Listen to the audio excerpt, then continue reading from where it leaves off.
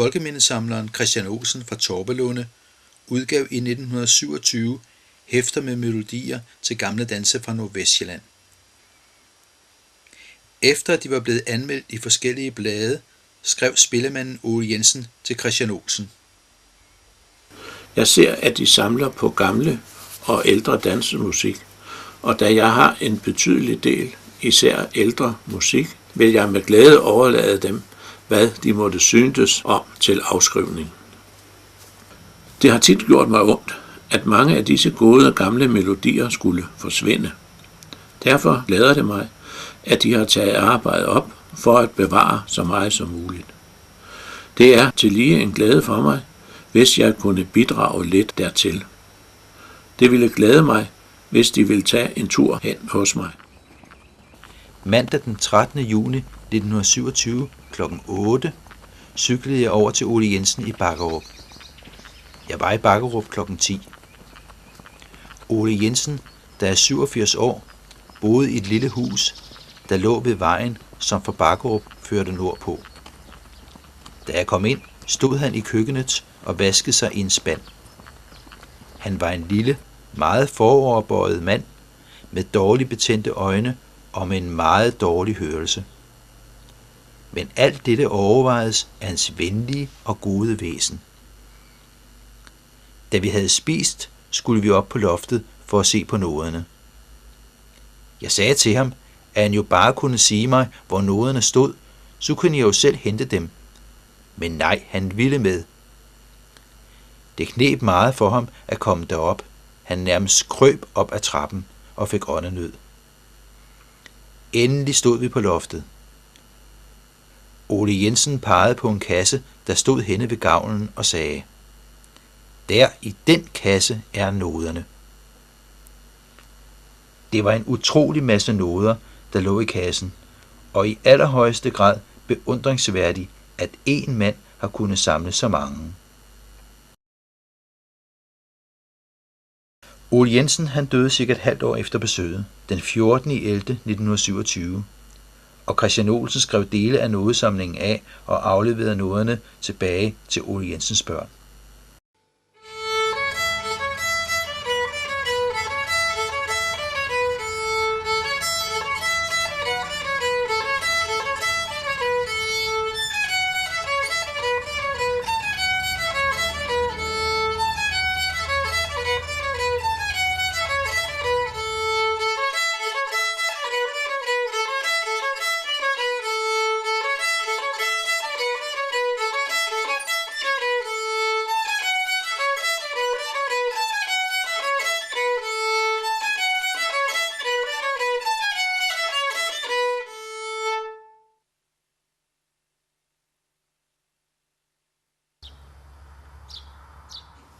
Det er en skam, at der ikke er nogen af Ole Jensen fra krigen i 1864. Det er også. De har aldrig lavet en fotografier. Ja, selvfølgelig er Ja, det er klart, men for det kan... Nej, det er desværre ikke. Ja, så skulle man være heldig, at de havde ham her, fotografens register. Og der står rent faktisk et nummer bagpå. Men,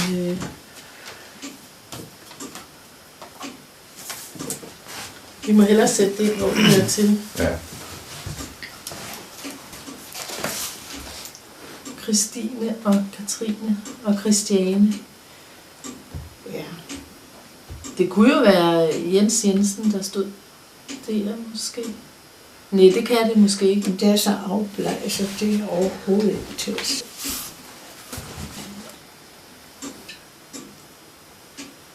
Det ser nærmest ud som om, det er et telt, der står her bagved. Tjepperup. Ja, Tjepperup. Der boede et af hans børn, ikke? Tjepperup? Nå jo, ja, der har de været ved stranden. Nå ja. Der tog de altid Tjepperup. Ja. Der stammede Christiane jo fra hans anden kone. Hun kom fra Tjepperup. Ja. Og det er Ole Jensens mor. Hun hed også Christiane. Hende har vi aldrig set et billede af før. Jamen, der var et lige på det album før. Jamen, det er nok det her, vi har taget. Christiane Ole Jensen Mørkø står der.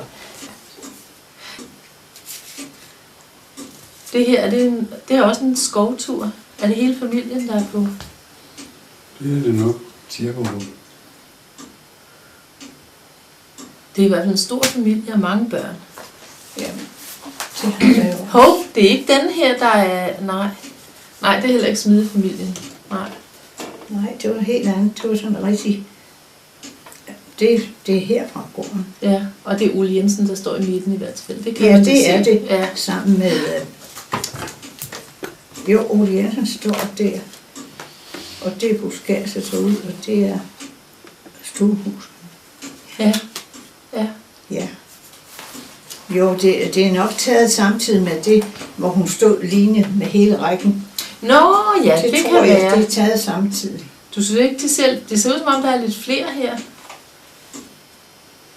Ja, nej, det...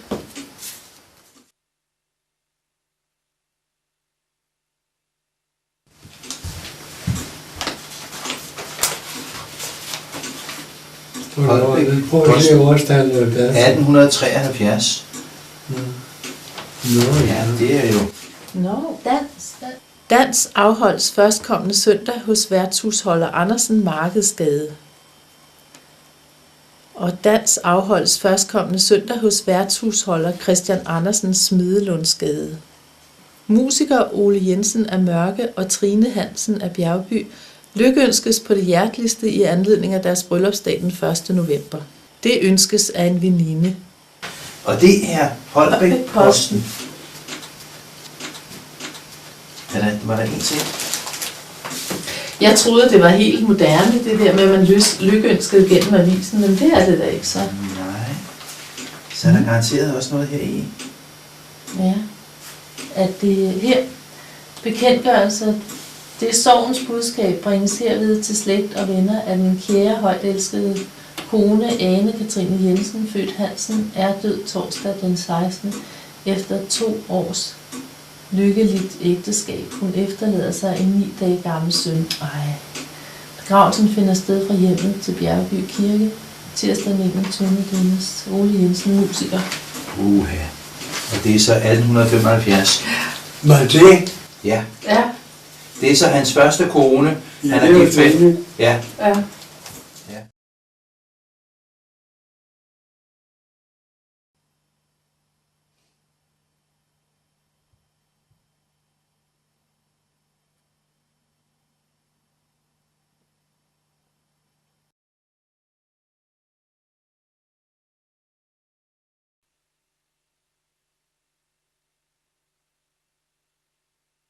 Det er fra Undløse.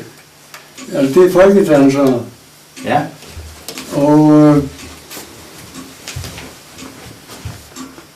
det er Christine igen. Ja, Og Niels mor. ja. Ved du, hvornår det er fra, cirka? Ja, men hun var elev, eller var på Undløse Højskole i 3-4 stykker. Ja. Du ved ikke, hvem det er, der spiller violin med? Musikeren på billedet er Ole Jensens søn, Jens Ole Jensen. Jens blev født i 1877 og blev musiker, ligesom Ole Jensen. De spillede sammen fra 1889 og til 1895, hvorefter Ole Jensen stopper med at spille. Det at danse folkedans blev meget populært over hele landet, blandt andet fordi den svenske folkedansergruppe Filockeros havde givet opvisning på Dagmarteatret i 1899. Folkedansen blev så populært, at det satiriske blad Blæksprutten i år 1901 udgav en tegning med titlen "Indøvelse af folkedans går som en bølge over landet". Ole Jensens datter, Christine, var med i folkedansergruppen, der startede den 29. januar 1901. Efter at have øvet hele vinteren, var der opvisning den 8. og den 11. april 1901. Jens spillede for folkedansergruppen, i perioden 1901 til 1903 med danseøvelser på Rejstrup Kro, gymnastikøvelser og til folkedans på afholdshjemmene. I en af hans notebøger er der nedskrevet 32 melodier til folkedanse, blandt andet flere svenske danse som Gustav Skål. Ved melodien til daldansen står der, at den er fra Filokravs album. Folkedansegruppen dansede også vinteren i 1902. Jens døde ved en drukneulykke i 1903.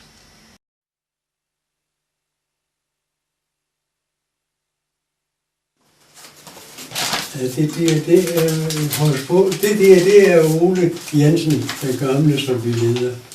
Det er simpelthen nogle breve. Prøv at se datoer. 25. april 1887. Ja, det må være ham. Det fortæller lidt om Ole Jensen. Jamen, det var da helt fantastisk. Og det er jo også, der kan jeg se, at der er brev fra en anden musiker, og det var da... Det er spændende. Det er hans... Hans korrespondance. Ja. Tænk engang.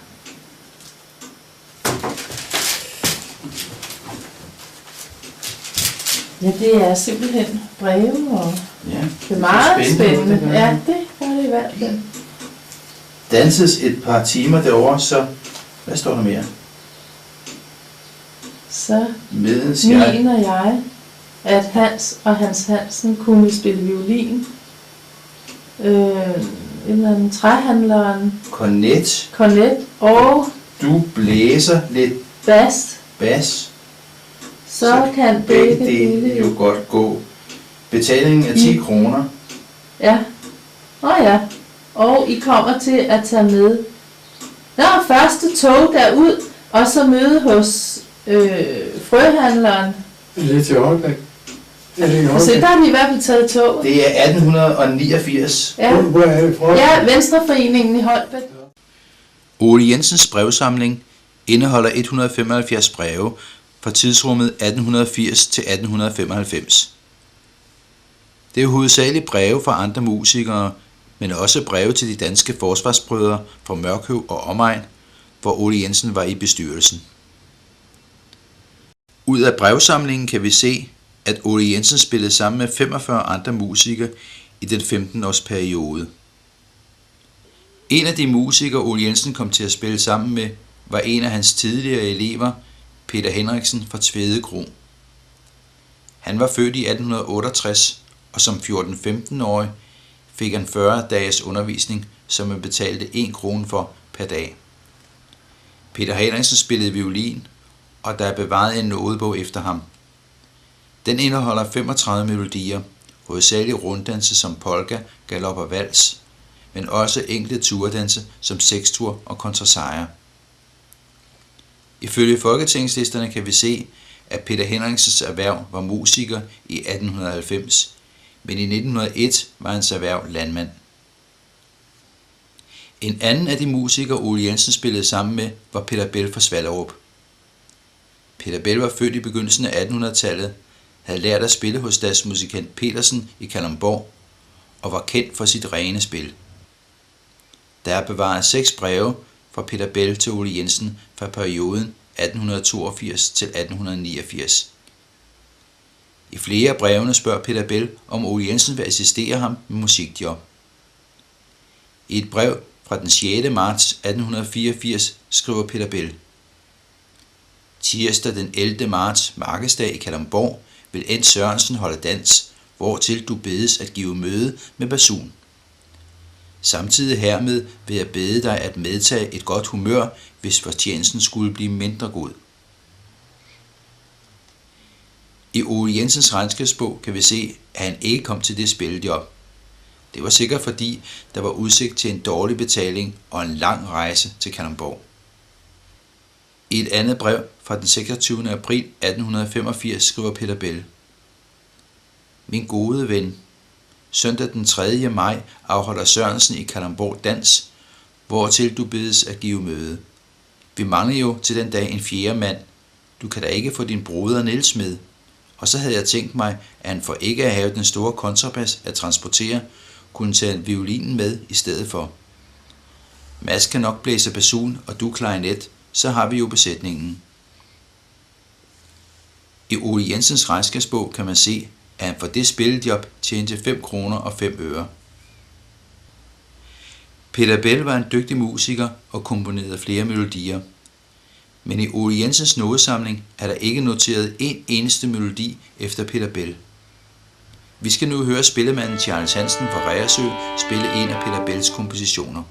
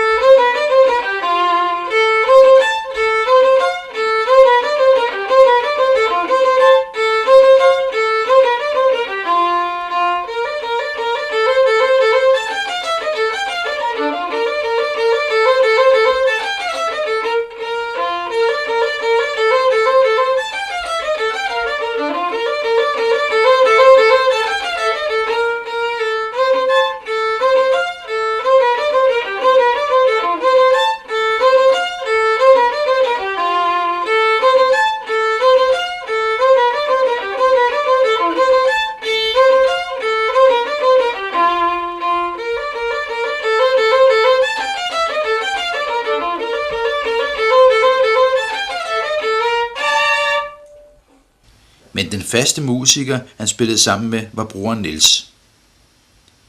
Der er bevaret en regnskabsbog over spilleindtægter fra perioden 1865 til 1881 efter Niels Jensen. Ved at sammenligne de to brødres regnskabsbøger kan vi se, at de ofte spillede sammen. Niels Jensen boede med sin familie i et hus ved Landevejen i Gislinge. Han blev født i 1848 og fik ligeledes undervisning af musiker Christian Nyrup i Marke. Hans søn blev uddannet som musiker og var i 1912 medlem af Holbæk og Omegns Orkesterforening. Han spillede blandt andet til byfester, til private fester og til dilettant. Niels Jensens søn, Jens Peter Jensen, var fjerde og sidste generation af spillemænd inden for Ole Jensens slægt, og døde som 73-årig i 1953.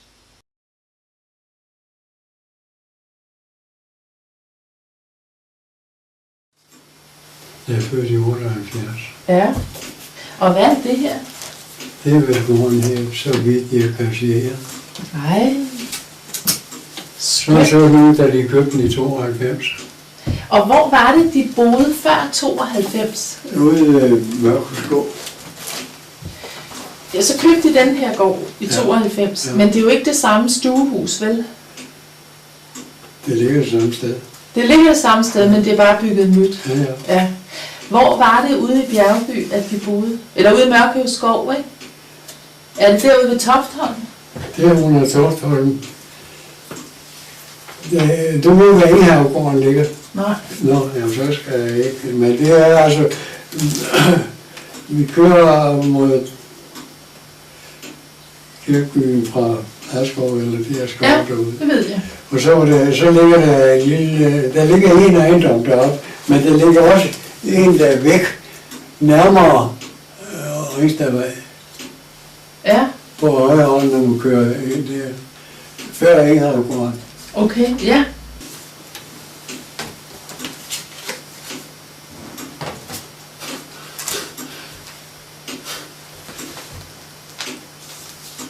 Ja, det er netop huset derude, tror jeg. Derude i Det er Bjergby? Niels mor. Nej. Og så kan du regne ud, at hun er født i, hvad er det nu, Christian er født omkring 82. Så er det været omkring 90, og det er taget. Eller hvor gammel er hun, som hun sidder der? Nej, hun er nok 8-10. Ja, det er hun. Ja. Og det var så stadig i Mørkøv Skov, ja. Ja, vi snakker om, at det hus der, Ole Jensen havde til aftagshus, det blev... Der fulgte Christine med, og hendes mor dør jo i 10. Christine, er det Agnetes mor? Ja, Ja. Og min far, faster. Ja. Ja. Så følger hun med Ole Jensen ned og i det hus, da det var nyt. Ja. Og jeg hos ham indtil 19, hvor hun blev gift. Men der, da Christian Olsen kommer og besøger Ole Jensen, Ja, det er dernede. det er i det gamle hus. Ja. Og Ja. eksisterer, Og det var nyt dengang. ja. Eksisterer det mere? Ja. Det her er et billede af Den er huset.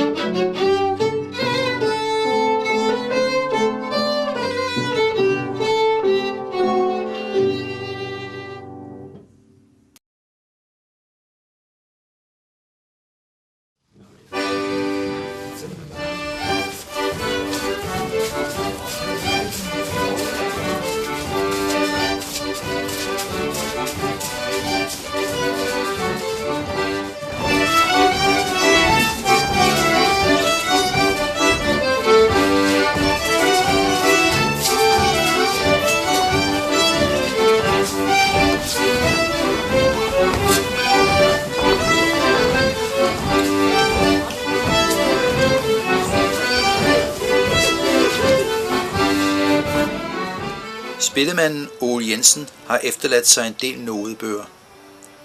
En af dem er fra 1854, da han var 14 år og fik undervisning af musiker Christian Nyrup i Marke. Om undervisningen skriver Ole Jensen i sine erindringer. Jeg kom i november 1854 i lære hos Christian Nyrup, Marke. Han var kendt som en af egnens dygtigste musikere. Han var dengang hjemme hos sin fader, gårdmand Hans Nielsen, Marke. Jeg fik lært så meget, at jeg året efter kunne begynde at spille til dans. Det var kun tarvelig musik, men i de tider fordredes ikke så meget, og tilmed var der ikke ret mange musikanter, så derved kom jeg i gang, og senere gik det bedre. Jeg lærte at bruge forskellige instrumenter, og efterhånden kom jeg vidt omkring og tjente gode penge. I fastelavnen var der særligt travlt. Jeg spillede i flere år i Bjergby og Mørkøv. I Bjergby blev fastelavnsgildet i mange år holdt hos gårdmand Jens Madsen, nuværende Hans Larsens gård. Der dansede søndag nat, men så mandag formiddag skulle jeg møde i Mørkøv og blæse, mens de slog katten af tønden. Og bagefter ride omkring i bøndergårdene til lige med karlene, og så spille der om natten. Tirsdag formiddag skulle jeg så være i Bjergby og blæse, mens de slog katten af tønden, og så ride omkring til lige med karlene der. Det var anstrengende dage, til der var næsten ingen tid til søvn. Men det var i de unge år. Ole Jensens nodebog fra 1854 indeholder 120 melodier. Der er mange pardanse som vals, polka, mazurka, galopade og hamburger. Nogle af melodierne er komponeret af Ole Jensens lærermester Christian Nyrup. Nodebogen indeholder også en del turdanse, og ved 10 af disse er der nedskrevet kommentarer angående dansen. Kommentarerne kan være meget kortfattede, som for eksempel med dansen Figgerup, hvor der til de 3 dele af musikken står svingturen, kæde, svejtrit. Det kan også være lidt mere uddybende, som til dansen Sværdbærsk, hvor der står svingturen. 2 par af gange går imod hverandre og svinger en omgang. Svejtrit. Balancetur i det halve og vende tilbage og svinge med det bagerste fruentimer. Kæden. Svejtrit. At Ole Jensen i 1854 nedskrev kommentarer om dansen er enestående. Det er cirka 50 år, før man i Danmark begyndte at beskrive de danske folkedanse. Men Ole Jensens kortfattede notater om dansen er ikke en dansebeskrivelse, man umiddelbart kan danse efter. Der er mange muligheder for fortolkning. Vi skal nu se Faubourg Folkedansers fortolkning af turdansen Kontersejer og Sværdbærsk, der bliver afsluttet med pardansen Hamborger.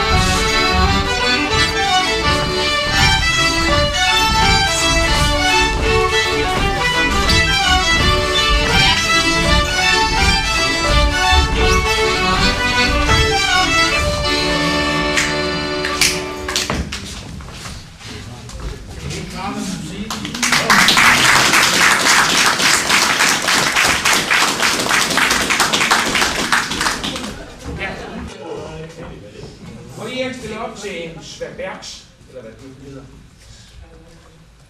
Ja, værsgo.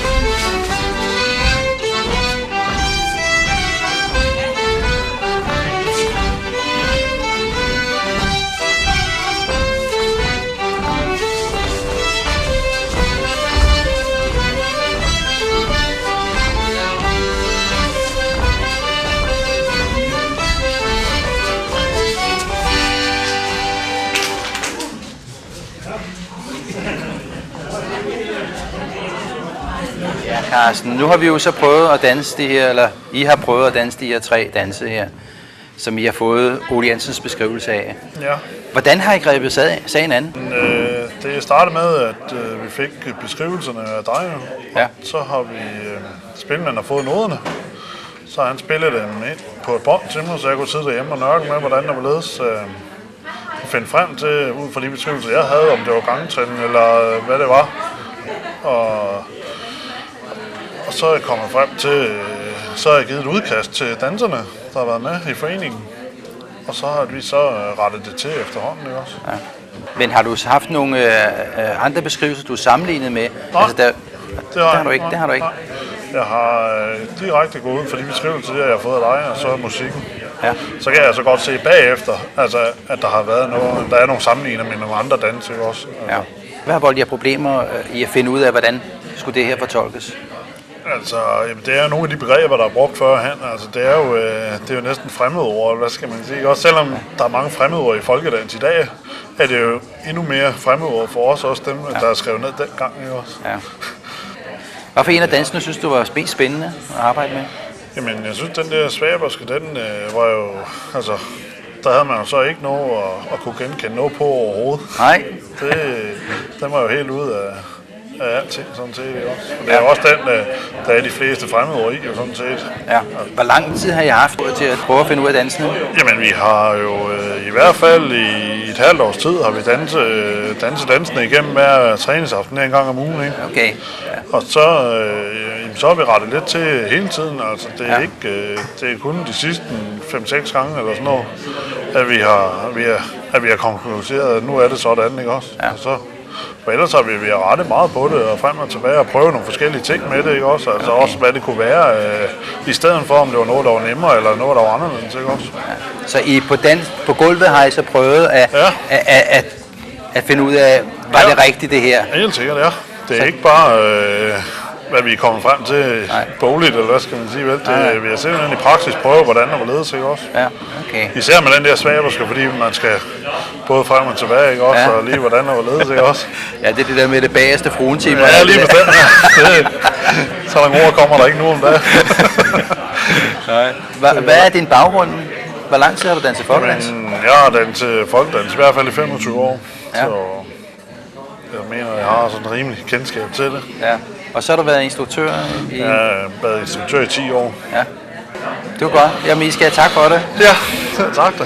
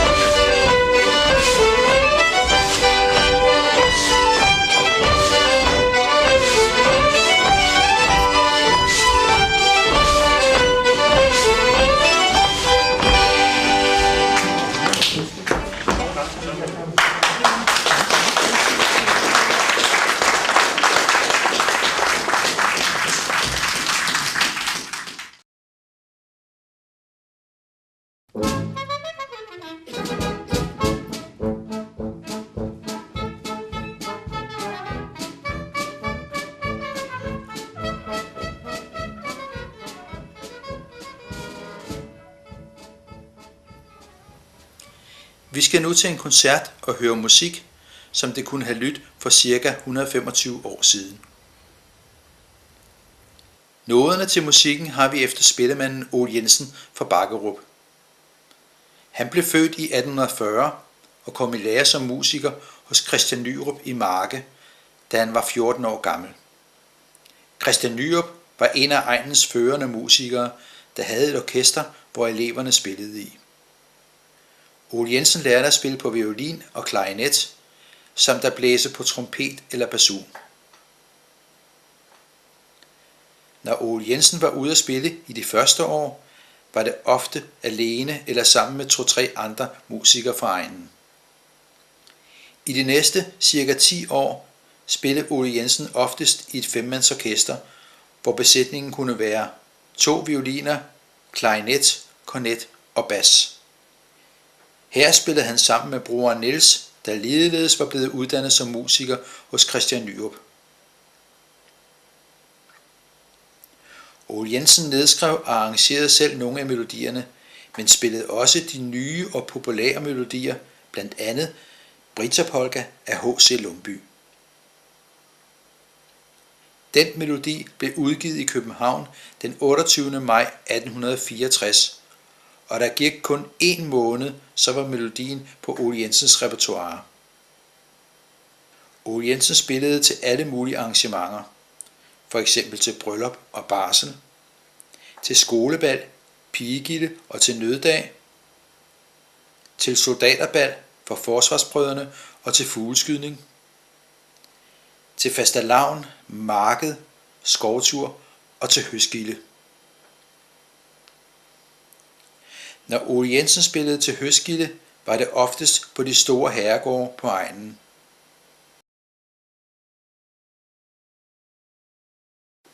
Det var herregårde som Torbenfeldt, Katrinedal, Gislingegården, Toftholm, Bjergbygård og mange flere.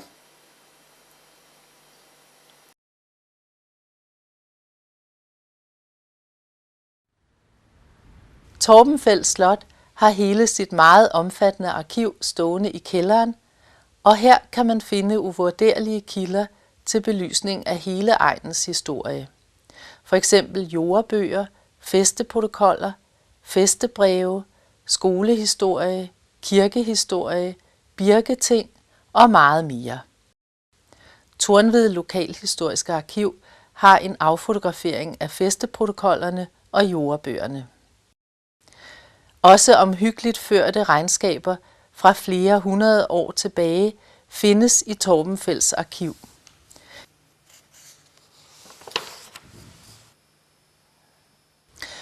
I en af disse fra 1888 er der ganske rigtigt en indførsel om udgifter til høstgilde, hvor Ole Jensen står anført som en af 4 musikere, der fik 10 kroner hver.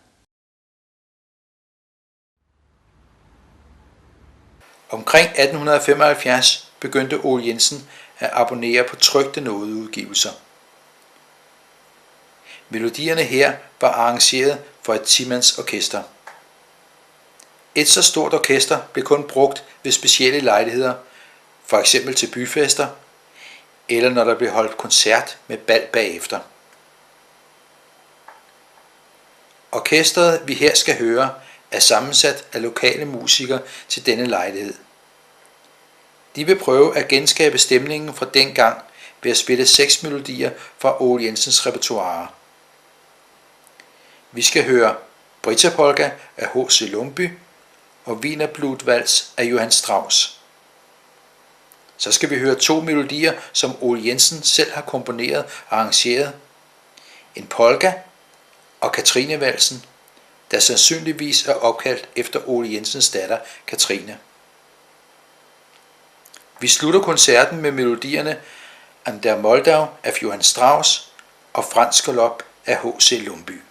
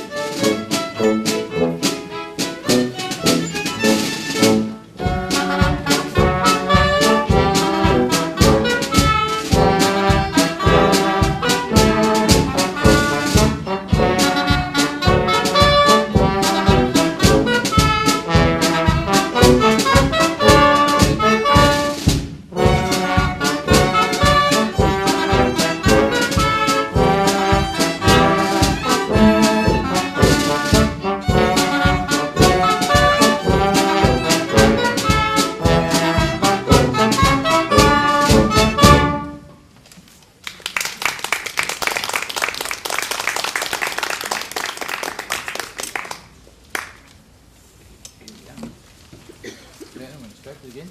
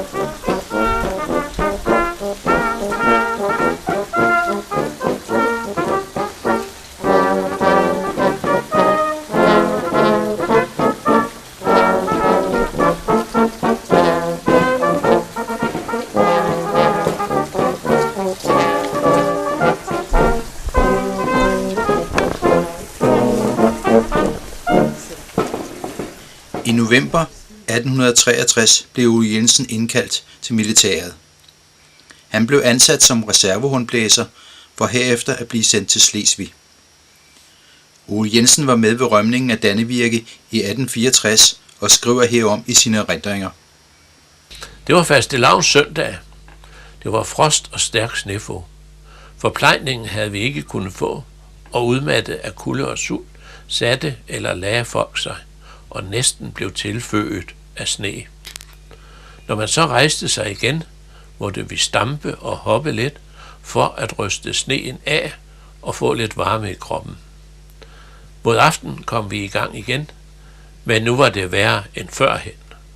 Hvert øjeblik blev gjort holdt, da der var utallige hindringer, og så snart de var standset, smed næsten alt mandskabet, ja selv enkelte befalingsmænd, sig ned på den tilsnedede frosne vej, og besværligt var det så at komme op igen. Vejene var jo så glatte, at hestene ikke kunne trække, og så måtte der væltes til side for at gøre plads. Hen ad morgenstunden nåede vi i nærheden af Dybøl. Ole Jensen var med i slaget ved Dybøl og har i sine erindringer skrevet herom. Foruden signalhornet havde jeg en lille kompanifane at bære, og her opfordrede løjtnant Holst mig til at lægge fanen og tage et gevær, men jeg svarede, nej, herr løjtnant, fanen smider jeg ikke.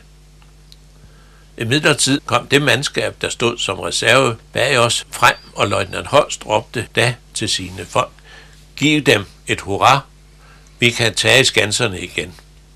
Vi kom et stykke frem, men overmagten var for stor, så vi måtte trække os tilbage fra hegn til hegn, bestandig beskudt af fjendens kugler. Vi trak os så tilbage og kom over broen ind i Sønderborg. Al modstand var håbløs. Ole Jensen kom hjem fra krigen i sensommeren 1864, lige før man skulle begynde at høste. Han kom tidsnok til at spille til høstgilderne, blandt andet på herregårdene Mørkegård, Gislingegården, Nidløsegården og Katrinedal. I 1865 spillede Ole Jensen til sit første soldaterbal, og i de efterfølgende 12-15 år spillede han for de danske våbenbrødre, foreninger, der var oprettet efter krigen i 1864. I 1870'erne blev våbenbrødreforeningerne afløst af de danske forsvarsbrødre, og Ole Jensen blev formand i den lokale forening, Forsvarsbrødrene fra Mørkøv og omegn. Han kom i de næste 15 år til at spille for Forsvarsbrødrene i Mørkøv, Svendinge, Hørve, Tyvelse og Jyderup. Han spillede til bal, skovtur, maskerade og til fugleskydning flere gange om året. I 1891 besluttede Forsvarsbrødrene i Jyderup, at Ole Jensen skulle stå for musikken med et 5-mandsorkester til deres fest den 5. juni. Ved den lejlighed tjente Ole Jensen 11 kroner og 7 øre. Forsvarsbrødrene fra Mørkøv og omegn eksisterer ikke mere. Foreningen blev sammenlagt med Foreningen for Jyderup og omegn. Og vi skal nu til fugleskydning, der afholdes en gang om året. Vi har fået lokale musikere til at spille sådan, som Ole Jensen ville have gjort det for ca. 140 år siden.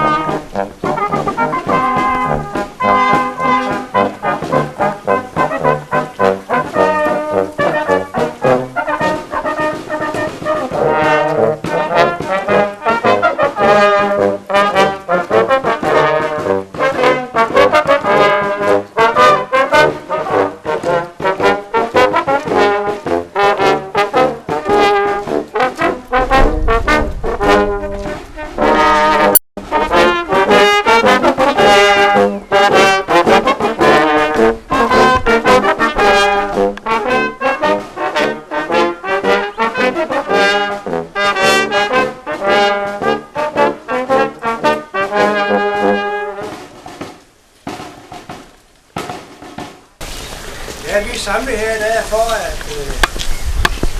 statsmæssigt afhente den regerende fuglekonge, og jeg håber, at du vil komme ud og afgive det første skud på fuglen. Ja, tak. Godt. Velkommen alle sammen. Ja, tak. Ja. Kom ind for.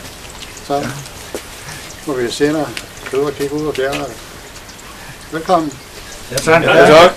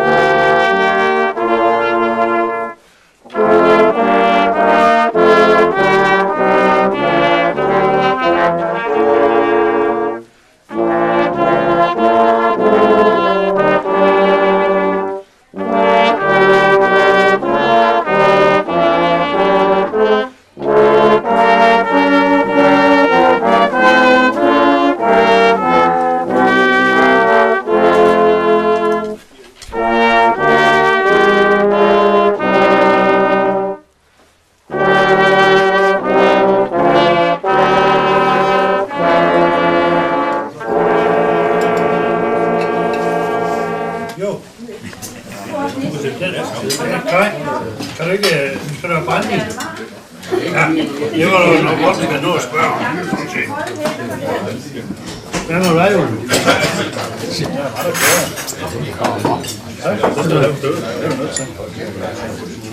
Det er de store klasser. Der er 4 i. Det er de store klasser. Ja. Dem kan du også have mere i.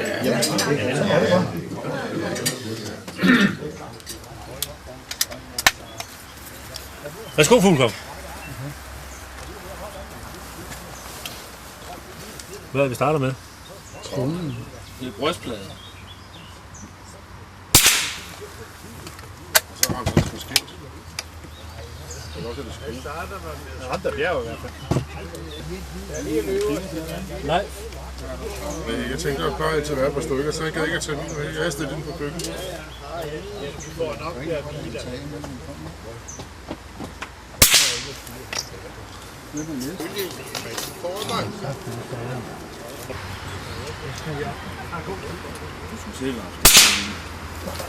Så er det Christian. Det skal ikke noget, Christian.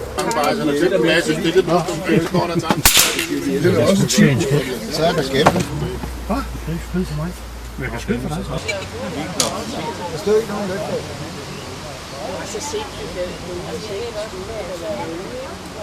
Så parkerer jeg jo. Nej, men jeg tror, den skal have den helt i overkanten. 1, 2, 3, 4, 5, 6, 7, 8, 9, 10, 11, 12, 13, 14, 15, 16, 17. Der er en, der har sat forkert. En på nummer 4. Også på. Samsød. Ja. Du er altid.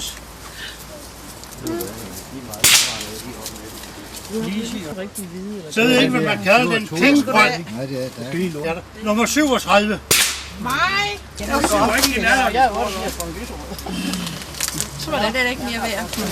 Og de der er ikke noget værd.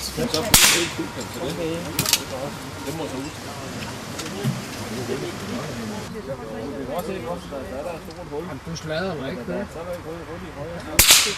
Der røg den. Der røg det. Der røg den. Det var Bent. Svigersøn. Det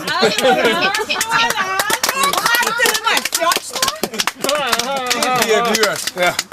Det går det og jeg er ikke hjemme. Det er bare begyndt at spare op allerede nu. Så skyder den altså også meget til venstre. Hvad? Tak for bælterne, så vil jeg give den videre til Lars. Selv der kan nå. Det er kniv.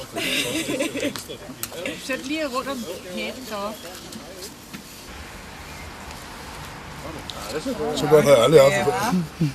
Så skal der pokalen i hånden. Pokalerne. Den anden pokal. Pokalerne, ja. Så lige var plastikposer, det er det. Det der mødpusher, der var modtager, det er jo nok, der må aflevere den.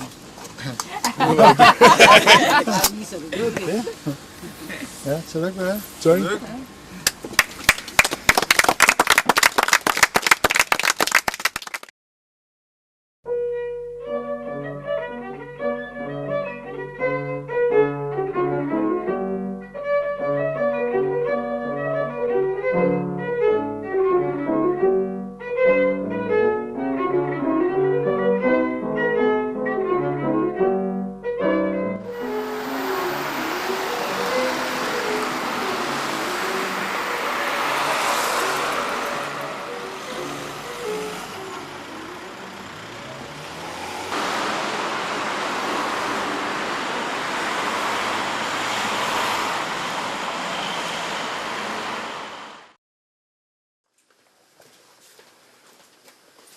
Christian Olsens indsamling af folkeminder blev afleveret til Dansk Folkemindesamling i 1951.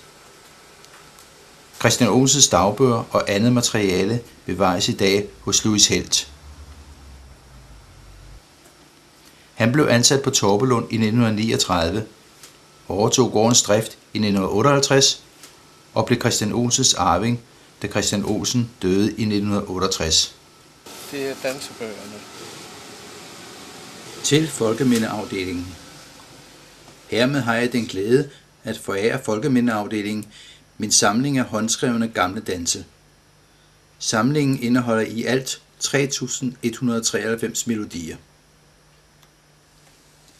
Det var omkring 1. verdenskrigs udbrud i 1914, da min søster, Christiane Rytzov, spillede en af de gamle danse, som min far, Jens Christian Olsen, så ofte spillede i vores barndom. Vi talte derom, at det var en skam, der som de mange dansefarer spillede, helt skulle fortabes. Da de moderne danse omtrent samtidig begyndte at stikke hovedet frem herude, blev jeg klar over, at de gamle melodier, som ingen mere ville spille eller danse, ville blive fortrængt og herefter glemt. Jeg besluttede straks at skrive dem af dem op, som jeg kom i tanke om. Ganske vist havde farfar Anders Olsen i Jyderup og min fader skrevet mange af melodierne op, som deres forfædre havde spillet. Men der var nok endda. Moder, min søster og jeg koncentrerede os derom at komme i hu nogle af de mange danse, far spillede i mørkningen, akkompagneret af min søster Christiane. Det var hyggeligt, når fader spillede. Moder sad i lænestolen og strikkede, mens vi drengen lå på gulvet og hørte efter. Ved at skrive os tilbage til barndomstiden, lykkedes det os at huske en mængde melodier. Moder var særlig ivrig i dette efterforskningsarbejde. Om natten lå hun og tænkte på alle de dansegilder, hun som lille havde overværet, eller på de baller, hun som ung pige havde været med til i Mellerup Sal i Holbæk. Der hvor så udmærkede spillemænd som Herman Christensen i Winstrup, Niels Winter, fader og andre spillede. Og da moder dengang var hemmeligt forlovet med fader, var det jo ikke så underligt, hun kunne huske en mængde. Det hændte, at der i de gamle danse, som fader eller farfar havde skrevet op, manglede et par takter, ja under tiden en hel repetition. Ikke så underligt, til da Torpelund brændte i 1892, blev meget kun reddet i en yderst defekt stand, men når moder blot hørte begyndelsen, kunne hun straks synge det manglende. Min søster blev så tilkaldt, og mens moder på ny sang melodien, skrev min søster den op. Det var jo et lykkeligt sammentræf, at farfar og fader havde begyndt opskrivningen, og at moder, min søster og jeg fortsatte og fuldførte arbejdet. Netop fordi hjemmet i Jyderup og på Torpelund besøgtes af så mange af de gamle spillemænd, blev disse steder en slags melodiopsamlingssteder. Det er derfor, at der i samlingen er så mange kompositioner af Herman i Winstrup, Niels Winter, Albrechtsen med flere. Da jeg havde afsluttet Torpelund-samlingen, begyndte jeg at skrive melodier op fra andre dele af Sjælland. Forstående mennesker var så venlige at sende mig deres gamle spillemandsbøger til lån. Blandt dem, jeg for tilsendelsen af noder skylder mange tak, vil jeg især fremhæve Ole Jensen Bakkerup, hvis levnedsløb medfølger. Christian Olsen, Torpelund, den 14. marts 1951.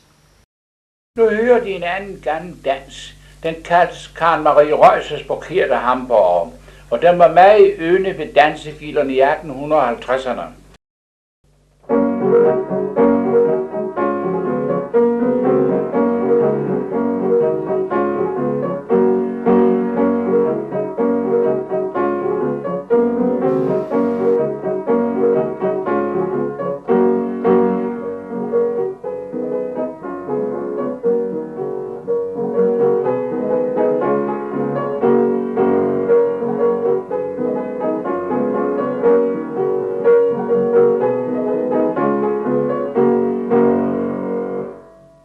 I min farfar Anders Olsens hjem i Jyderup havde der engang overnattet et par gæster. Inden de den næste dag drog af, skrev de 2 mazurker op i hans nodebog, dem de nu hører.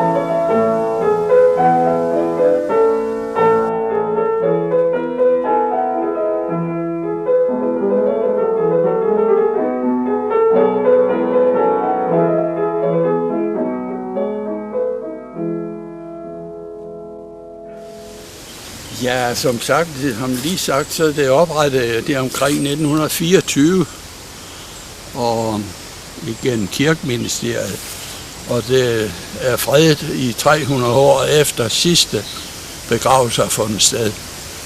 Men jeg tænker, det får lov at ligge. Hvor mange var det, der var begravet derinde? 8 kister, plus en 2-3 urnebegravelse. Ja. Og den sidste blev sat ned i 1976. De ligger i zinkkister, og som der er muret udenom.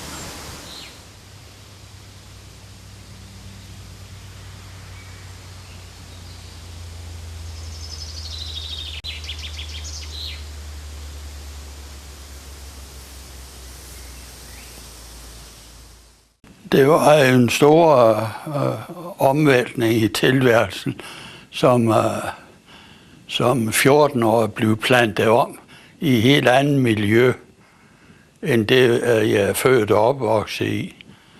Men det var nok ikke det værste i mit tilfælde at komme ud for. Det var trods alt en hel omvæltning fra at komme fra de der 20-30 tørland og så til 130. Og mandskabet, det på det tidspunkt, det bestod af det, der i den tid hed forkarl. Han sluttede efter 60 års arbejde. Og så blev du forkarl? Ja, sådan gradvist steg jeg lidt i graderne. Som de sagde, gør en stor mand, man gør det langsomt. Hvad årstal var det, du startede? I maj 1939. Ja. For den formidabel sum af 200 kroner for et halvt år.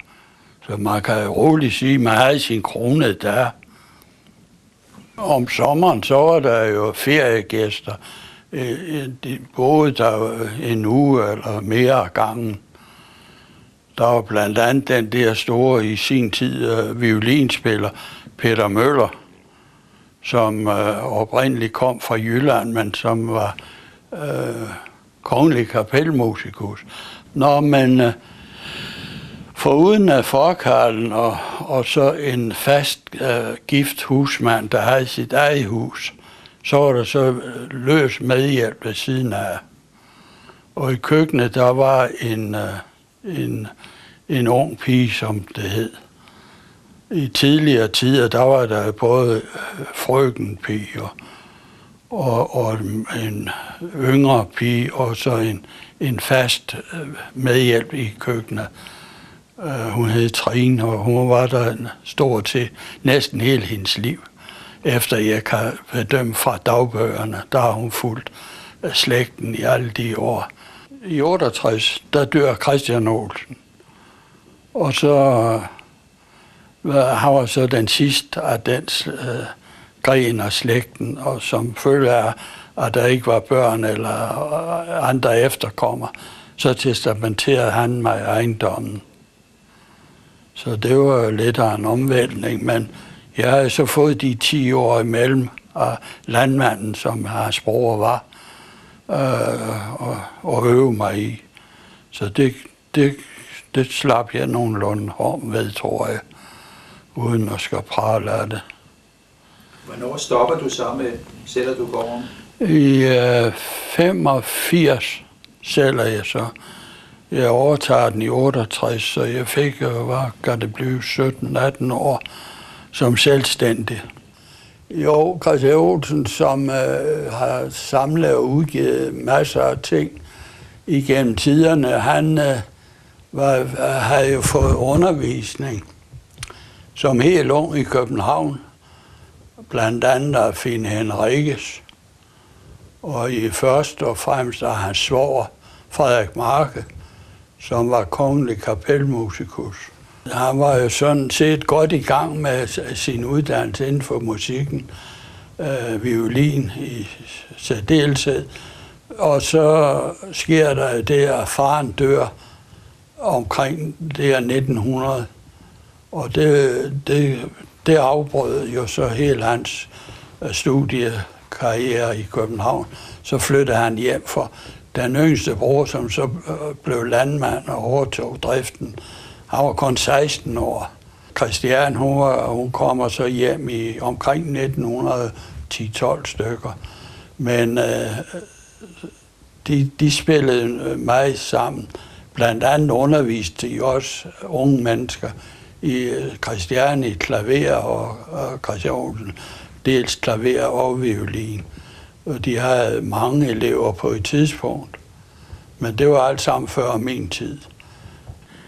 Jeg har oplevet den gamle fru Olsen, Johanne, som hun hed, og som dreng.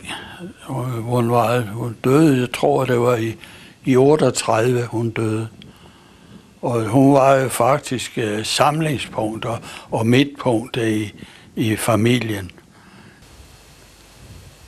Du har selv lært at spille violin. Er det af Christian Olsen, du lærte det? Ja, han troede ikke rigtigt på det, og det gjorde jeg nok måske heller ikke selv. Men så tænkte jeg, der under krigen, der var jeg ikke så meget gang i noget, man var ikke ret gammel. Så tænkte jeg på, for der er noget, der forsvæver mig noget om min farfar, for uden han var tømrer og billedskær, så har han også bygget en violin, efter det min far fortalte mig. Og så tænkte jeg, det kunne i grunden være interessant at prøve. Når nu ikke jeg fik lært at synge, så kunne jeg kanskje lære at spille. Og det øvede jeg mig så, men han skulle jo lige prøve mig lidt af Christian Olsen på den måde, at jeg begyndte at spille hos min skolelærer. Og det gik jo meget godt et par år, og så han blev også ældre, og mine opgaver, de blev sværere og sværere. Så tog Olsen over og fortsatte med mig som elev. Og det var jo godt nok hårdt sammen med landbrugsarbejde. Og fingrene, de var mere eller mindre stive, det de skulle stadigvæk.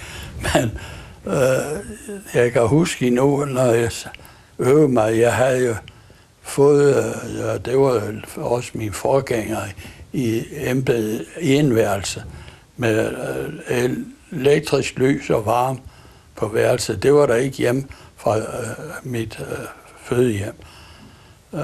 Der var en dobbeltseng, hvor jeg så blev indbarn i, men det er en anden historie.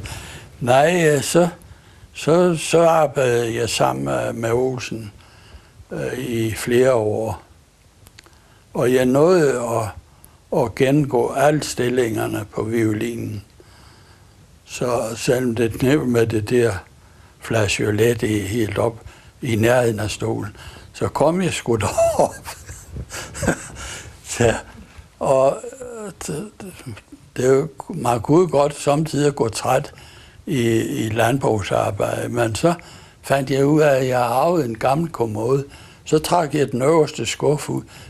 Jeg måtte jo ikke sidde ned og øve mig. Det forbød loven dengang. Nu ved jeg ikke. Men så trak jeg den øverste skuffe, så kunne jeg sådan hænge på, og så alligevel har jeg nogenlunde frit strøg. Og det gik meget godt. Og det kan undre mig på grunden af for så værelse op til mig, det var her pigen, og hun øvede klaver.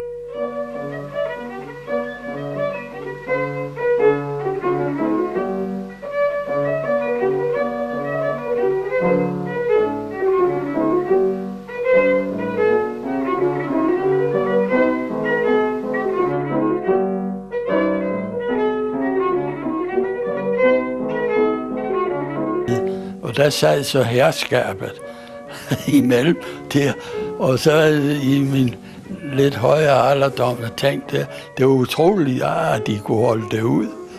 Og jeg sad og skrættede på en violin, og pigen hun øvede sig på klaveret om på den anden side af stuen.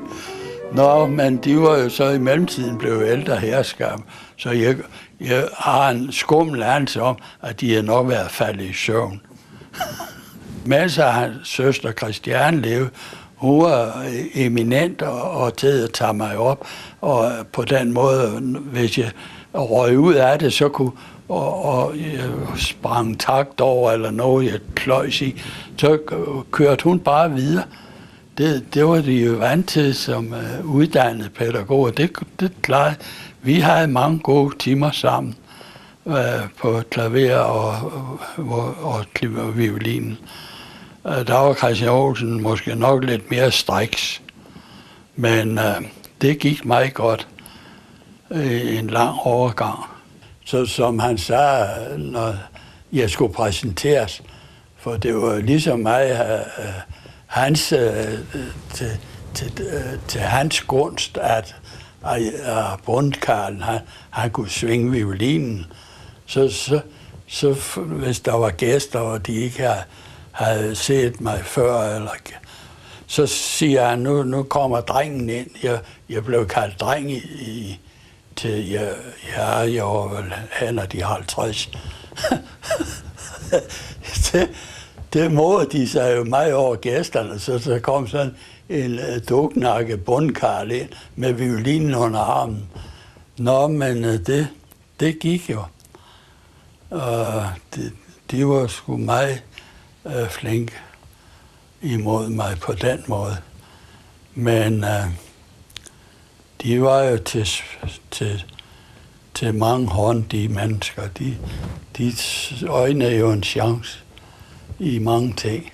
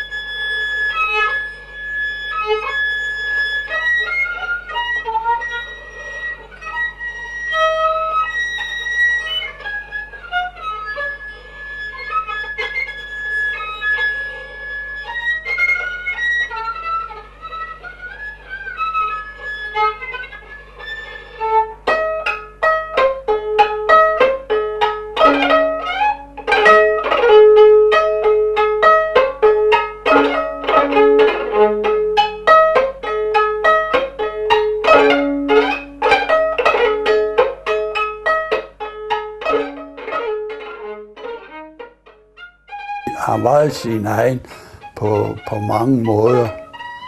Og det kan man jo så respektere manden for, som han skriver i en dagbog om bag på spindet. Det er ikke så meget om, hvad man er, men hvordan man er.